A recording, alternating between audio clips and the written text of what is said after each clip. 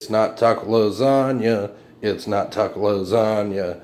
It's not taco lasagna. Here's a fucking show. Oh, yes, we are not doing taco lasagna. And why? Because I can't make up my mind exactly how I want to do it. You see, I have the option of going the conventional route and doing like an Italian style one, or going with a recipe that I heard that would really just make it like a quadruple stacker crunch wrap. And I mean, that sounds great, but I need more time to think about it before I get it right. So in the meantime, here's the thing. I'm a huge fan of making boneless ribs, so today we're going to start with those. And I got some veggies.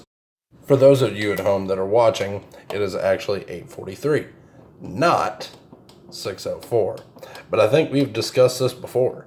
And if we haven't discussed this before, don't tell me how to live my life. For your ribs, you want to set it at 425. It's not 425, but it's getting there. You want to put a little bit of olive oil, enough to get a nice covering, at the bottom of your baking dish, or whatever you put it in. And then nice even coverage, a little bit extra so it doesn't stick. Now we go to town. Normally I do the ribs in this baking pan right here, but since I need that for the vegetables, I'm going to do it here, and I'm going to use this fancy stuff that keeps the government from listening to what you say.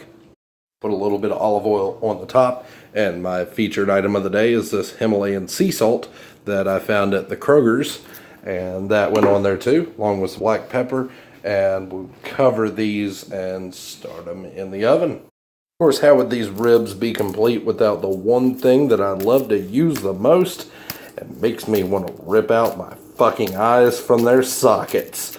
Yeah.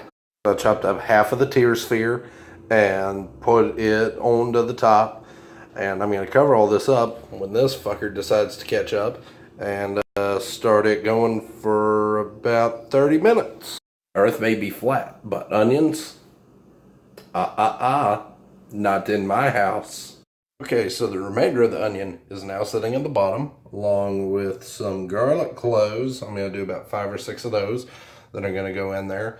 And I may eat a garlic clove in the raw just for my own sick amusement. Toe tap a flea. Ooh. Ah. Yeah. That's zesty. Oh, my head's on fire. Whew. Goddamn. Alright, I've got some organic carrots. Like, that really makes a difference. I don't know. Consult the aluminum foil again, because there's not enough data to really rose GMOs and stuff. I don't know. Look, I got these, and I'm putting them in this dish also. So yeah. I'm going to cut down some red potatoes to put in here, and the real oddball of the bunch, that's right, it's a goddamn turnip. When's the last time you had them in anything? Except for maybe greens. So how exactly do you prep one of these guys? Kind of the way you prep one of those. You're going to need one of these, and you're going to need to do the things with it. Well, when you end up with a higher yield than planned, you play musical pans. So all the vegetables are there. Now the ribs are back where I wanted them to go initially. I'm going to cover them in barbecue sauce.